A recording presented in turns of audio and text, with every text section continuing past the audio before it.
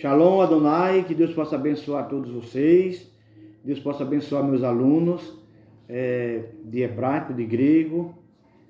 Um forte abraço a todos. Quero dizer da minha alegria de mais um vídeo, né? Vamos tentar resumi-lo hoje aqui, o máximo. Vamos ler alguns versículos em Levítico. Eu te convido para ler Levítico capítulo 23, versículo 33 e até onde Deus permitir. Disse mais o Senhor a Moisés: fala aos filhos de Israel, dizendo: aos 15 dias deste mês, sétimo, será a festa dos tabernáculos ao Senhor. Por 7 dias, ao primeiro dia haverá santa convocação. Nenhuma obra servil fareis.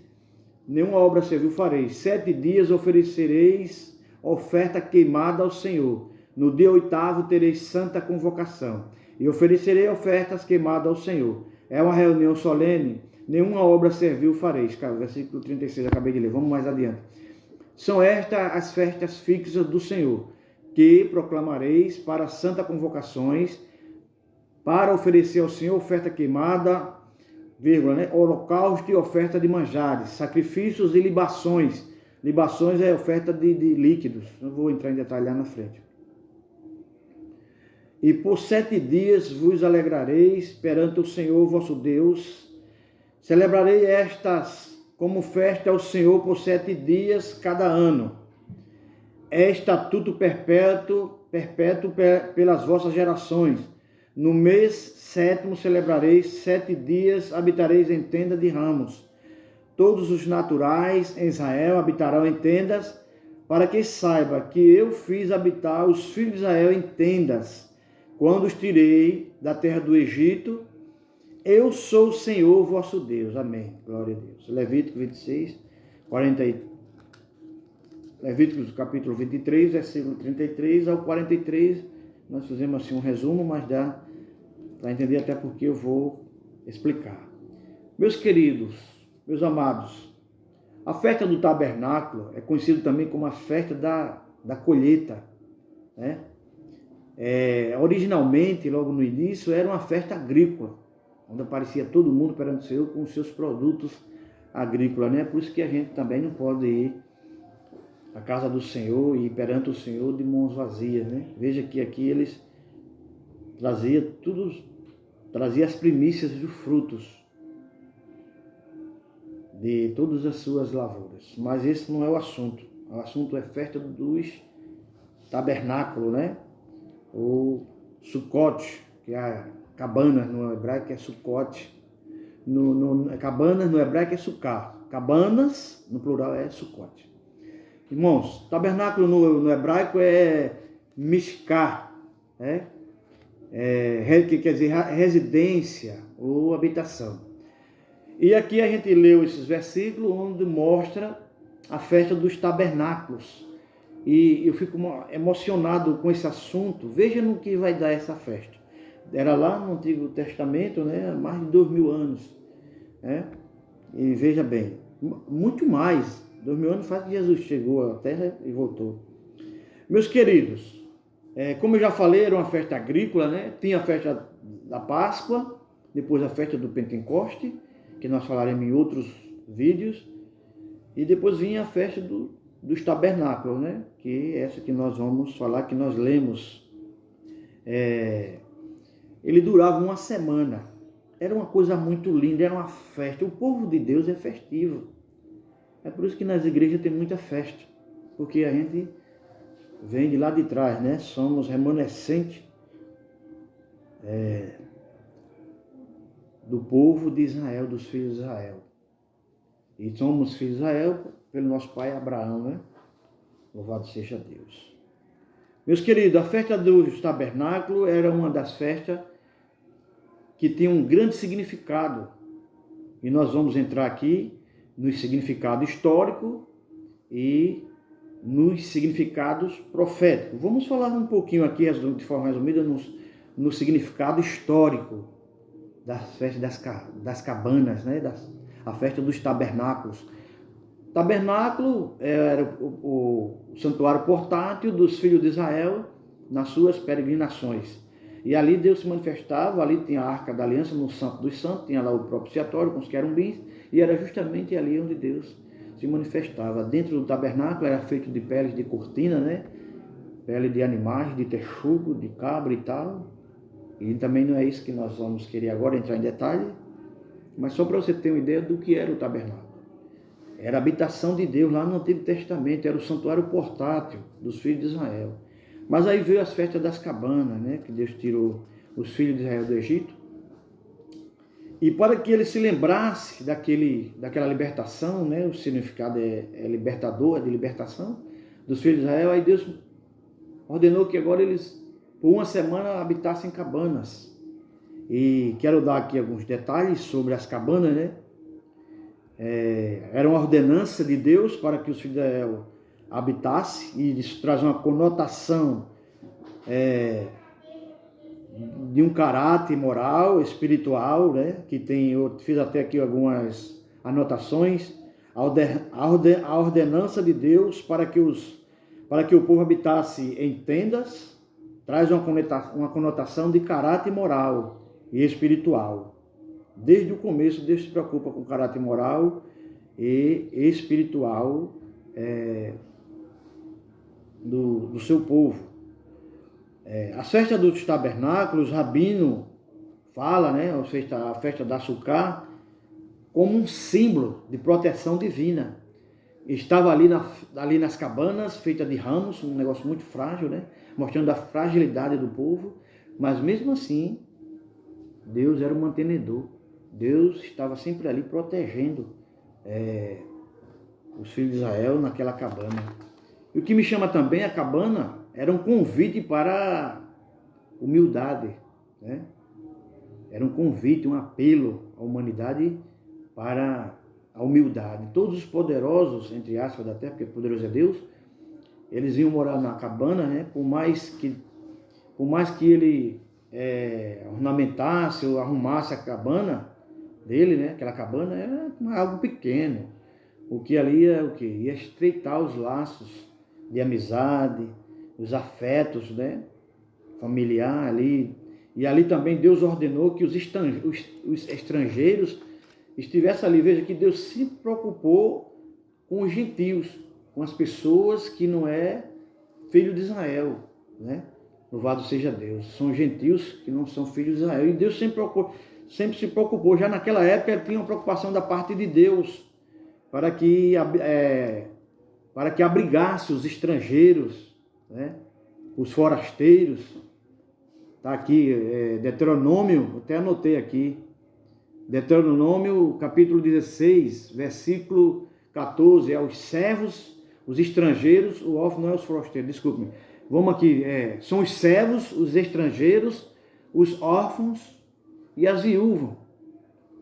Deveria estar ali. Então, como o lugar era muito pequeno, então ele não tinha assim aquele luxo, né? As cabanas eram o convite para a humildade. Até os poderosos da terra, né? Daquela época, que era filho de Israel, tinha que morar em cabanas por 7 dias, ou seja, uma semana. Mas era uma festa muito linda, né? De acordo com a lei, a cobertura da Sukkah devia ser feita de uma forma que pudesse ver as estrelas, né? Mostrando que todas as casas dos filhos de Deus, dos filhos de Israel, devia estar sempre vendo o céu, onde está lá a habitação do Todo-Poderoso, a habitação do Eterno. E tinha lá na Sukkah os seus rituais, né? Louvado seja Deus, o povo habitava literalmente, quando Deus mandou fazer as cabanas, era para habitar literalmente, ele habitava literalmente 7 dias, ou seja, uma semana, dormindo e se alimentando ali naquela cabana. E tinha também a cidra, né, as palmeiras, a tamareira, o salgueiro. Era 4 tipos de planta, né? Tem um significado: a tamareira, a cidra, o mirto, que no hebraico é radassa ou radassim, o salgueiro, a família do salgueiro no hebraico, carivote. Essas 4 espécies formam um molho, eles formavam um molho. E com aquele molho ele saía ali na festa, né? Balançando para cima e para baixo, dizendo que Deus é eterno, que Deus está no céu e que está na terra. E ali era uma forma de louvor a Deus. E a festa do tabernáculo, eles eram distintos. Eles tinham dois aspectos distintos. O primeiro era, a primeira parte da festa era consagrada ao louvor e ações de graça. Ao toque de trombeta, que ia tocando, né? O sacerdote descia até o tanque de Siloé, com um vaso de ouro ou de prata, enchia o vaso, vinha no altar do sacrifício ali e derramava água sobre o altar. Veja, a gente tem uma passagem, né, em 1 Reis, capítulo 18, quando Elias desafiou os profetas, os 400 profetas de Baal e os 400 profetas de Azera. Né? Resumindo, ele pegou o altar e colocou o novilho em pedaço, né, repartiu, jogou água, né, 4 cântaros de água. Isso por 3 vezes. A água foi tanta que ficou ao redor. Ele fez um rego muito grande, né, que cabia 2 medidas de semente, que depois aí eu vou estar falando sobre isso também, se der tempo. Então, meus queridos, eles vinham com água e derramavam sobre o sacrifício. E derramava também nesse sacrifício o vinho, né, que são libações, como eu falei lá no versículo, tem, né, a oferta de libações. Ele derramava um vinho que na Bíblia simboliza o sangue de Cristo. Então ali água e vinho, né? O que é que faz você lembrar da água e vinho junto? Né? Mostra Cristo lá no Calvário quando perfuraram, né, um dos lados. A Bíblia diz que saiu sangue e água, né? Aqui no versículo é vinho, simbolizando já, apontando já lá para o Calvário, que se a gente fosse falar, eu ficaria aqui a noite, o dia todo e entraria pela noite, que um assunto está atrelado ao outro. Então, as festas da cabana, o sacrifício com vinho, né, que era derramado sobre o sacrifício e água, já apontava lá para o Calvário, louvado seja Deus. Então, Elias, e nesse sacrifício, ele estava agradecendo a Deus pela colheita, pela chuva o ano todo, e já pedindo chuva para o próximo ano, ou seja, para o ano vindouro. Então, esse era o sacrifício. Lá em Reis, vamos para Reis 18, não vou ler, para não ficar grande o vídeo, quando Elias fez todo aquele ritual, né, de jogar água, e a água molhou, encharcou, de forma que ficou ao redor, né? Ali, naquele rego, ele fez daquela forma profunda, porque os profetas de Baal e profetas de outros deuses, ele oferecia sacrifício e imitava. Por baixo vinha tubulações de óleo, e aí ele acendia o altar e o povo ficava pensando que era o Deus falso deles lá para lá. E Elias fez um rego ao redor do altar, que cabia 2 medidas de semente, um pouco profundo. Foi esse o objetivo também, para mostrar para o povo que aquilo ali não era óleo que estava vindo por debaixo da terra, mas fogo do eterno. Louvado seja Deus. Dá vontade de pregar, né? Eu já fiquei emocionado, mas vamos se controlar para que eu possa terminar o vídeo, né? Então, esse sacrifício, quando derramava água, né? Quando derramava o vinho, ele corria pelas infiltrações do altar e saía pela cidade afora. Ezequiel, capítulo 47, veja lá, dê uma lida depois, que a água saía do altar, né? E ia, né, até o Oriente. Já também, ali quando o profeta Ezequiel profetizou, já era também uma alusão lá de trás do sacrifício, desse sacrifício da festa das cabanas, da festa dos tabernáculos. É um assunto muito maravilhoso, se a gente fosse detalhar, e tirava tanta coisa daqui, né? Então tá aí, a festa dos tabernáculos, né? Elias, o sacrifício de Elias era uma alusão. Ele simplesmente fez o que estava lá, porque já estava 3 anos e 6 meses, mais ou menos, né, que estava seco, que ele mesmo tinha profetizado. O rei Acabe queria sua cabeça e agora ele desafiou os 400 profetas de Baal e os 400 de Azera, ou Azerá no hebraico.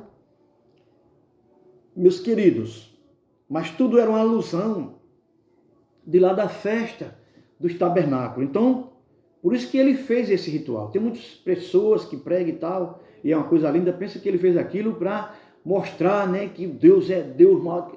E realmente foi também. Também dá para isso aí também. Mas ele simplesmente estava fazendo o que era, o que faziam lá atrás, na festa dos tabernáculos, no livro de Levítico, entendeu? Era um sacrifício em gratidão às chuvas, às lavouras, né? Que teve um bom resultado, e também já pedindo mais chuva para o ano seguinte. Então, se Elias estava querendo chuva, todo Israel estava seco, então a forma que ele achou conveniente de orar a Deus pedindo chuva, foi aquela ali. Ele fez duas coisas. Ele derrotou os profetas Baal, que era 450, e os 400 de Azera, ou Azerá no hebraico. Então, a forma que ele tinha era aquela ali. Ele trouxe lá atrás, ele não inventou, não. Veja como é maravilhoso, né? A lei da hermenêutica é a ciência que dá as verdadeiras interpretações. Tem 5 regras. A primeira regra é: a Bíblia interpreta a Bíblia. Então veja como é lindo, né? E tem também lá em Ezequiel 47, né? Que a água saía do altar. Era lá no Antigo Testamento, na Torá, no livro de Levítico, né? Capítulo 23, era feito esse sacrifício por agradecimento da lavoura, da chuva, e pedindo mais chuva. Então, era o que ele queria, era chuva. E pode prestar atenção que no mesmo capítulo 18 de Reis, ele mandou o moço, o menino dele, vai lá para a banda do mar e olha, vai lá e olha o que tem lá para a banda do mar. Ele disse: não vejo nada, disse: vá 7 vezes. Quantas vezes eu disse? 7. Está relacionado lá com a festa das cabanas também ainda. Era 7 dias que eles comemoravam. E quando foi na 7ª vez que ele foi, ele disse: vejam a nuvem subindo do mar, do tamanho da palma da mão de um homem. Ele disse: vai, diz Acabe que aparelha rápido o seu carro e desça, porque vem uma abundante chuva. Louvado seja Deus. Então está aí explicado, né?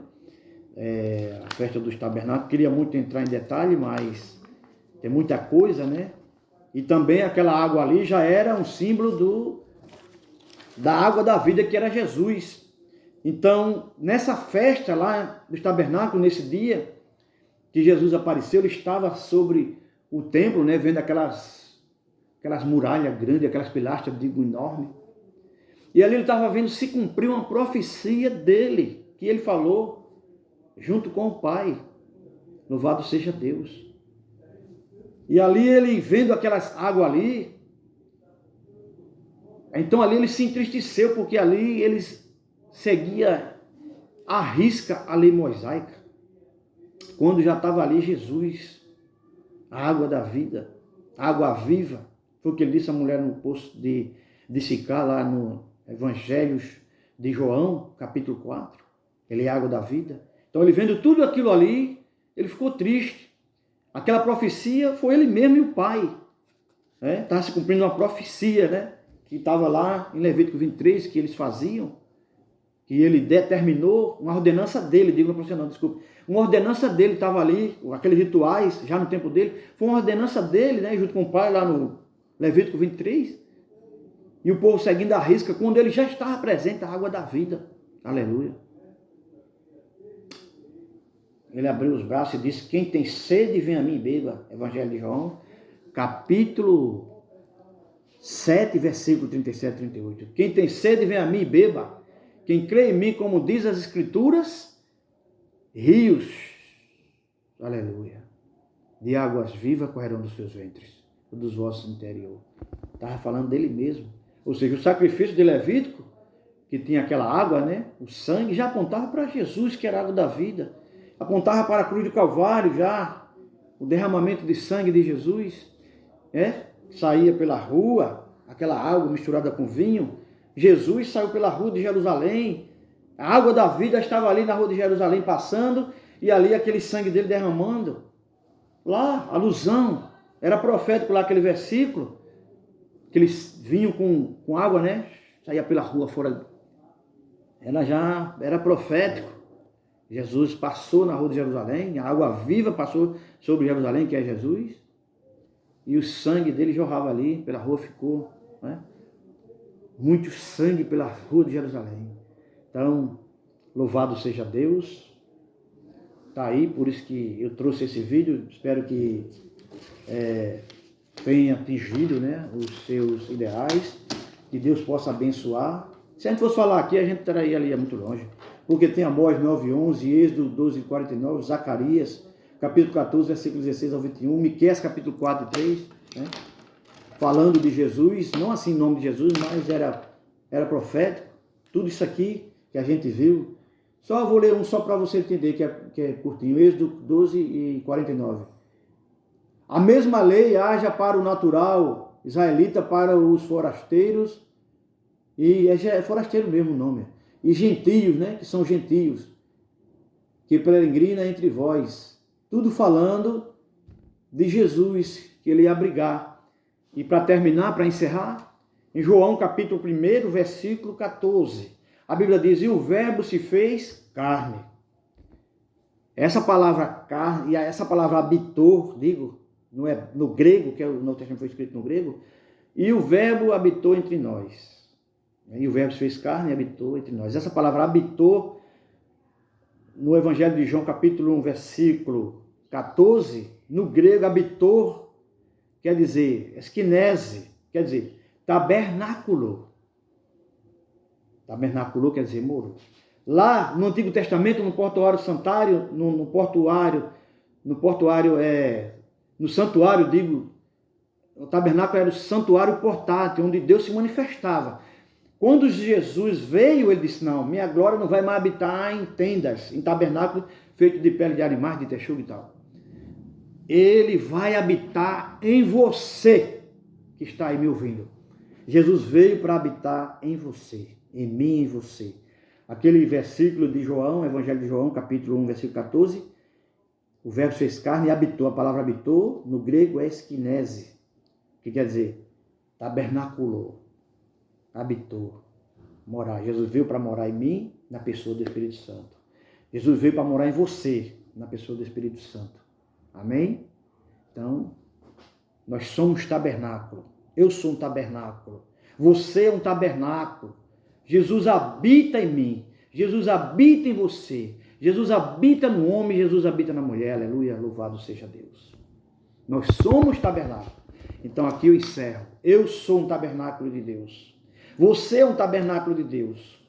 E nós temos o Espírito Santo, ou seja, Jesus habita em nós, na pessoa do Espírito Santo. Louvado seja Deus. Um forte abraço. Foi bom estar com vocês. Deixe o seu comentário, deixe o seu like, se inscreva no canal para receber novas notificações. Na próxima semana estaremos soltando outro vídeo bombástico e você não pode ficar de fora. Foi bom estar com você. Até a próxima, se Deus permitir.